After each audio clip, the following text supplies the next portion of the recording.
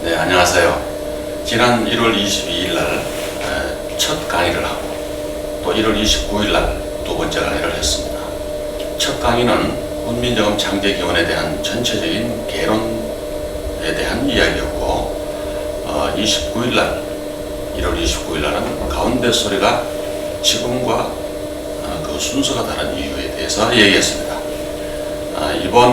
오늘은 2월 1일 일요일입니다. 오늘은 세 번째 강의로서 첫 소리가 왜 지금 우리가 쓰는 순서와 다른가, 세종이 만들어 놓은 순서와 지금 우리가 쓰는 순서가 왜 다른가에 대해서 설명하는 시간이 되겠습니다. 첫 소리는 우리가 알다시피 기역, 니은, 디귿, 디을 이런 순서로 지금 우리가 쓰고 있는데, 이거 역시 훈민정음 반포 한 80년 후에 지은 최세진의 훈몽자회에 나오는 순서입니다. 그것을 우리가 쓰고 있습니다. 그런데 훈민정음 원본에 보면은 어떤 순서가 되어 있는가, 이렇게 되어 있습니다. 기역에 대한 설명을 합니다. 기역은 어금니 소리니 군자의 처음 피어나는 소리와 같다. 즉 다시 말해서 군 할 때 기역, 군 할 때 그 소리와 같다라는 얘기입니다. 이 글자에 대한 이름은 그 당시에는 얘기하지 않았습니다. 기역에 군 할 때 구 처음 나는 소리, 구의 기역 그 발음이다, 이런 얘기입니다. 그 다음에 또 가운데 소리, 지난 시간에 했지만 가운데 소리의 우는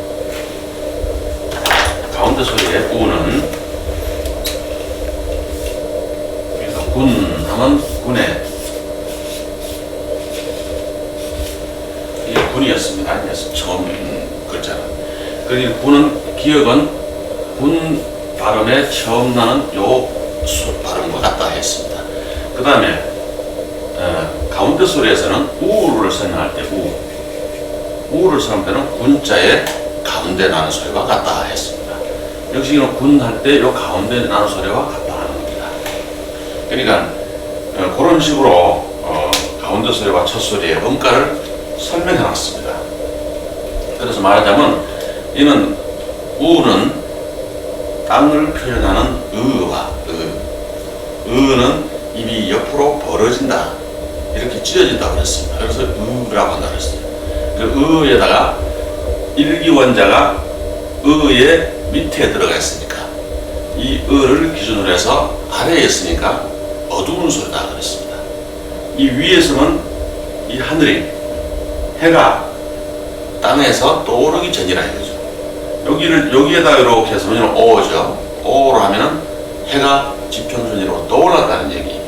그러니까 으라고 찢어 입이 옆으로 벌어지는 소리 날 때서 나는 소리가 으인데, 해가 땅에서 솟아나지 않은 그런 때이기 때문에 어두운 소리다. 그래서 으에서 우가 되는 겁니다. 어두운 소리로. 올라온 것은 오니까 밝은 소리니까 으에서 오가 됩니다. 이 점은 깊고 급한 소리가 난다 했거든요.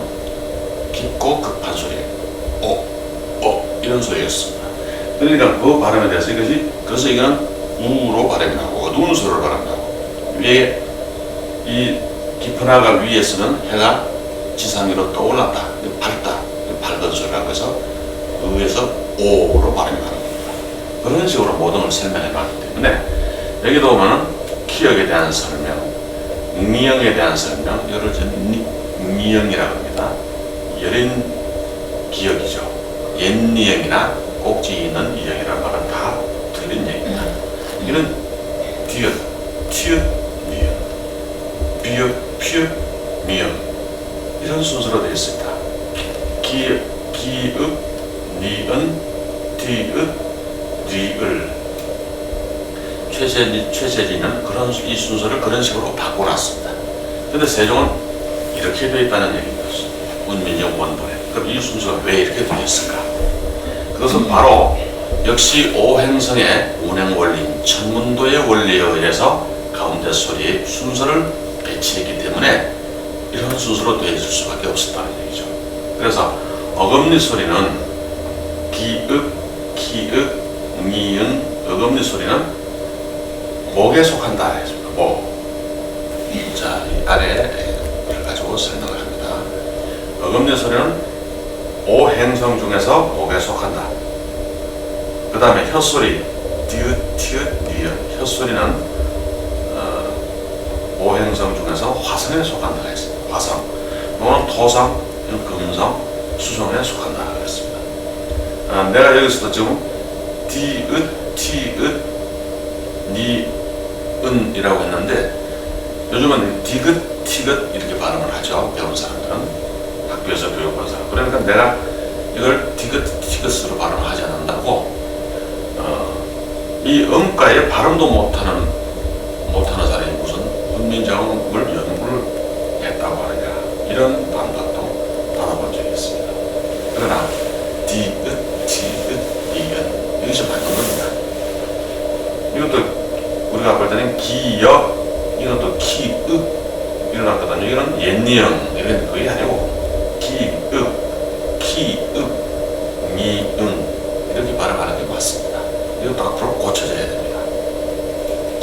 그래서 어금니 소리는 목성, 혀소리는 화성. 그래서 목화토금수 오행에 의해서 한글도 만들어졌기 때문에 이런 순서가 어금니 소리, 혀소리, 입술 소리, 입소리, 목구멍 소리 이런 순서로 목생화, 화생토, 토생금, 금생수, 수생목 오행 상상에 의한 순서로 목구멍 소리가 맨 먼저 나오고 그 다음에 혀소리가 목생화, 이 화살표 순서로 혀소리가 그 다음 나오고 입술 소리, 입소리, 목구멍 소리 그 다음 맨 끝에는 반혀소리와 반입소리를 맨 뒤에 이렇게 두었습니다. 그럼 왜 반혀소리부터 먼저 두었느냐? 이 오행 순서에서 혀소리가 먼저 나오기 때문에 반혀소리를 먼저 두고 입소리는 나중에 나오기 때문에 혀소리보다 나중에 나오기 때문에 반입소리는 나중에 둔 것입니다. 그래서 이런 순서가 되었다. 여기 있는 순서 그대로 쓰면 이런 순서로 다음 첫 소리가 배치되어 있다는 얘기죠. 즉 지금 순서로 보면 이런 순서로 배치되어 있다는 것입니다. 같은 순서입니다.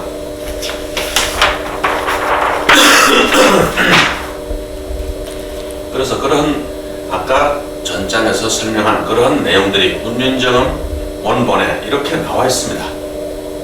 그대로 내용이 그대로 나와 있습니다.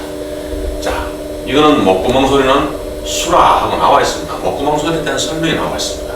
아까처럼 어금니 소리를 먼저 볼까요? 어금니는 얽히고 크니 목이라 목구멍 소리와 비슷하며 실하니 나무가 물에서 나되 나무가 물의 기운을 받아들여서 큰다는 거죠.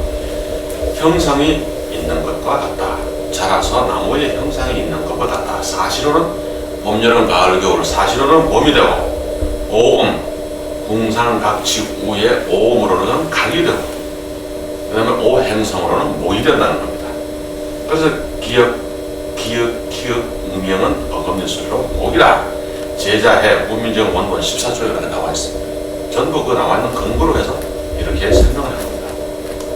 그래서 이런 순서가 되었다는 것이죠.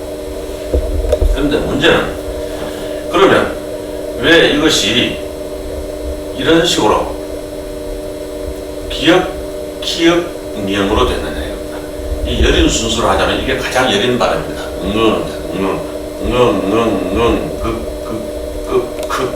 이렇게 발음입니다. 하다가 극이 되고 그 다음에 크게 되고 그 다음에 전탁이 되면은 극이 되고 그래서 여기 쌍기역이 빠져 있습니다만은 그런 식으로 되는데 왜 여린 순서인 이렇게 요 세 개 중에서도 이거 먼저 쓰고 이것이 앞에 오거나 아니면 센 순서로 발음이 센 순서로 했으면 기역부터 맨 먼저 오고 그 다음에 기역이 오고 그 다음에 가장 여린 순서가 이렇게 오든지 그렇게 하지 왜 하필 기역, 미역 이런 순서를 했을까? 여기도 마찬가지입니다. 여기도 왜 여린 순서로 니은, 디귿 티귿으로 하지 않고 티귿으로 하지 않고 왜 디귿 디귿 디귿 티귿 니은으로 했을까? 또 이 가장 센 것이 제일 앞에 오고 그 다음에 이렇게 가지 않고 왜 전부 다 이렇게 돼 있을까 합니다. 전부 왜 이렇게 돼 있을까 합니다. 기억 니은 디귿 티귿 니은. 이것은 훈민정음을 연구하는 학자들은 전부 다 이것이 전청이다. 소리의 거셈에 따라서 배치했다 그랬습니다. 이거는 전청, 이거는 차청, 이거는 불청불탁의 소리다. 부드럽 세지도 않고 여리지도 않는. 이것도 전청, 디귿, 차청, 티귿, 불청불탁, 니은. 이것도 전청, 차청, 불청불탁, 전청, 차청, 불청불탁. 이렇게 전청, 차청, 불청불탁을 일목요연하게 목화, 토, 금, 수는 알겠는데 요 순서를 왜 이렇게 했을까? 순서가 이것이 맨 위에 오든지 아니면 이 기억이 이 사이로 들어가서 센 순서라든지 해야 되는데 왜 이렇게 했을까 하는 건 전청, 차청, 불청불탁으로 했다. 그렇기 때문에 이렇게 됐다. 이렇게 설명해 놨습니다. 그것도 물론 맞는 얘기입니다. 그러면 왜 전청, 차청, 불청불탁으로 표시를 했을까? 순서를. 왜 차청, 전청, 불청불탁으로 해도 불청불탁, 전청, 차청으로 해도 될 텐데 왜 이렇게 해놨을까? 그 이유에 대해서 지금 설명을 합니다. 그 이유는 역시 여기에서 처음 밝혀지는 내용입니다. 그것은 바로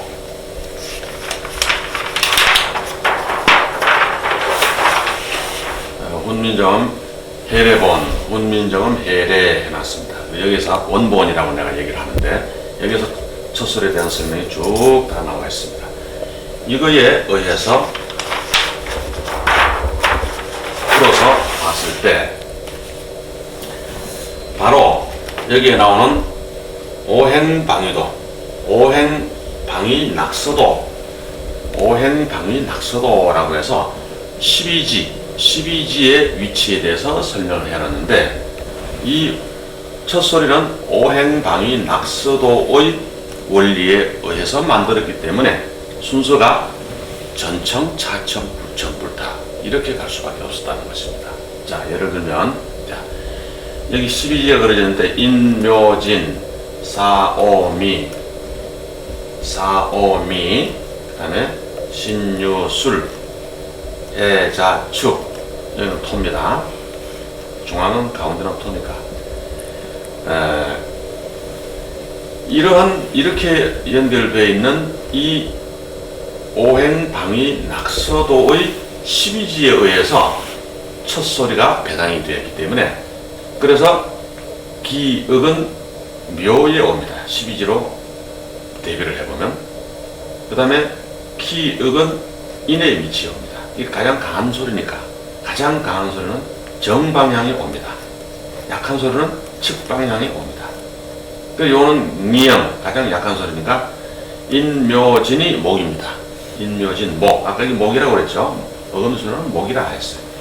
이거는 화입니다. 사오미는 화. 그 다음에 신유술은 금. 해자축은 수.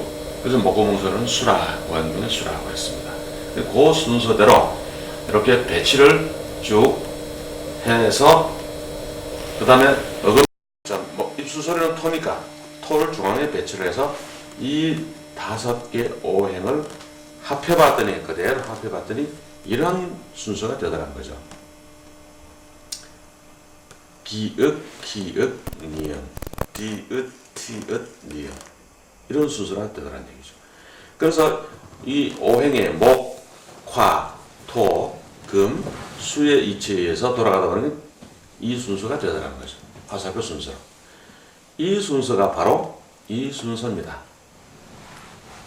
자, 위로 올라옵니다. 바로 이 순서입니다.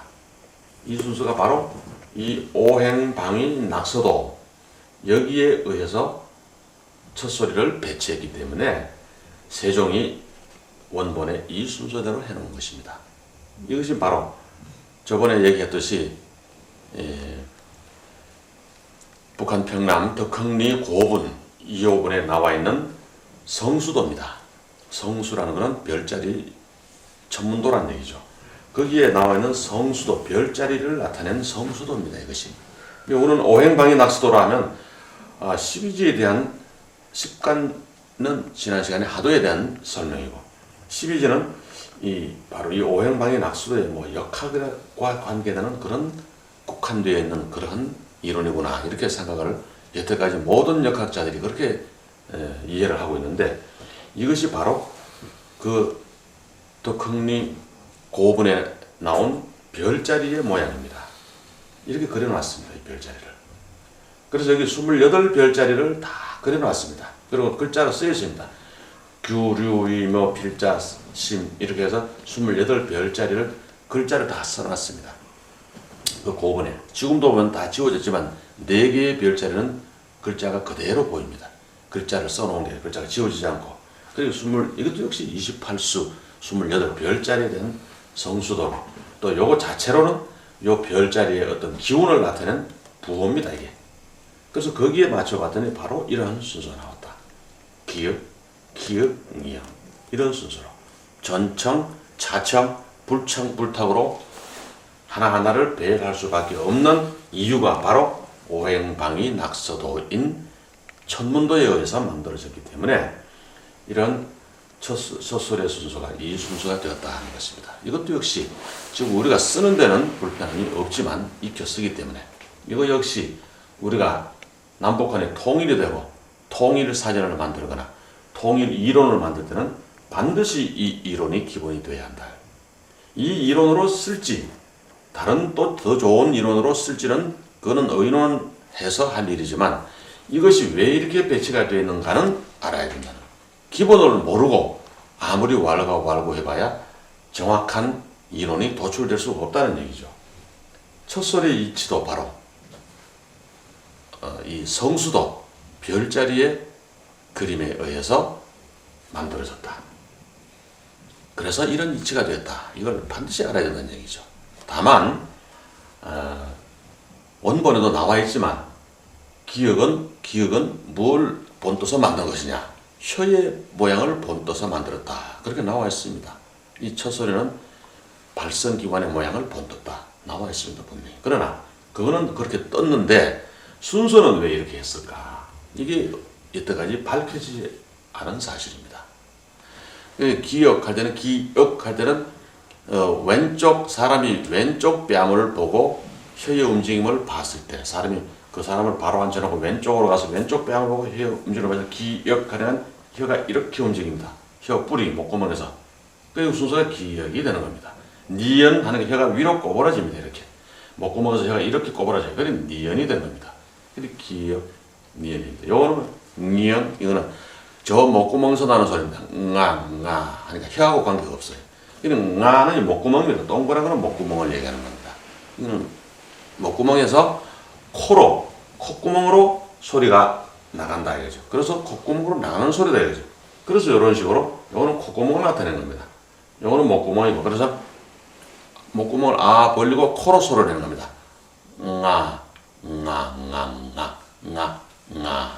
콧소리입니다. 이건 여린 기역입니다. 기역이 되기 직전의 발음입니다. 각 이렇게 발음이 거세지는 겁니다.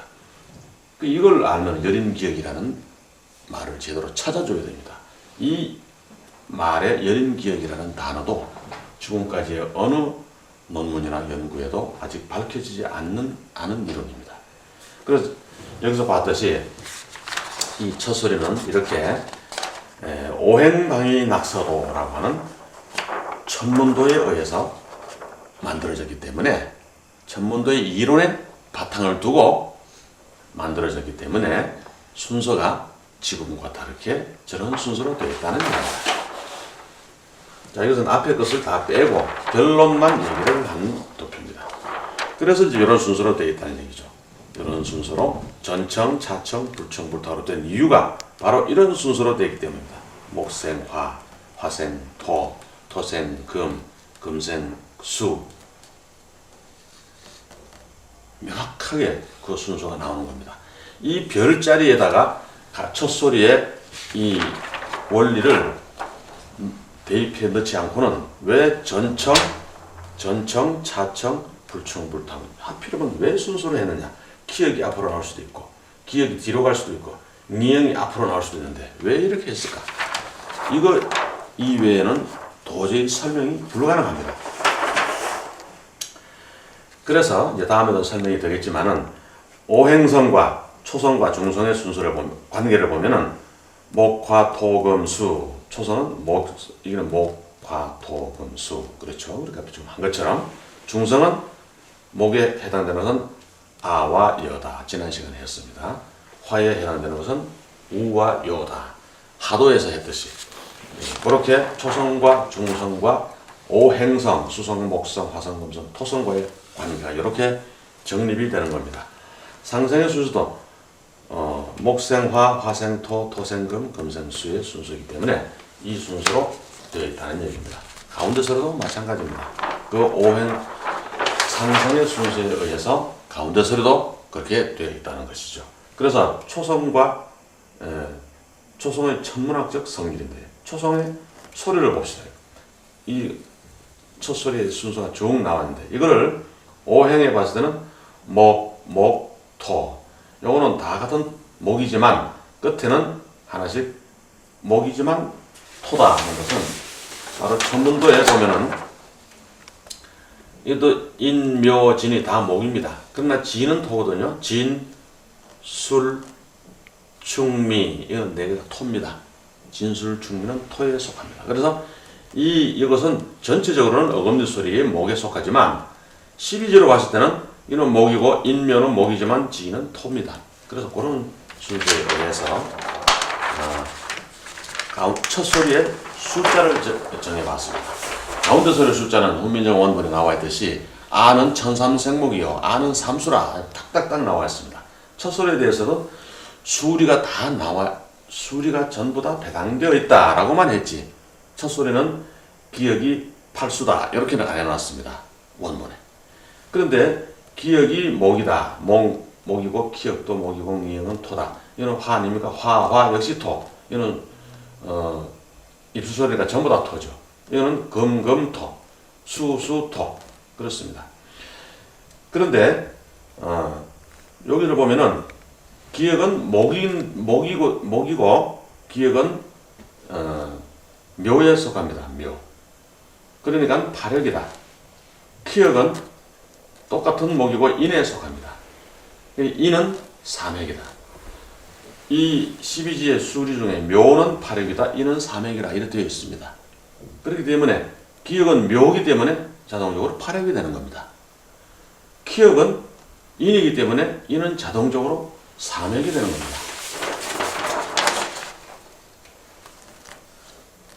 보세요. 기역은 묘, 파력입니다. 기역은 인, 삼획입니다. 모든 순서가 그렇습니다. 여기에 의해서 첫 소리의 순서가 이와 같이 순서가 수리가 나오는 겁니다.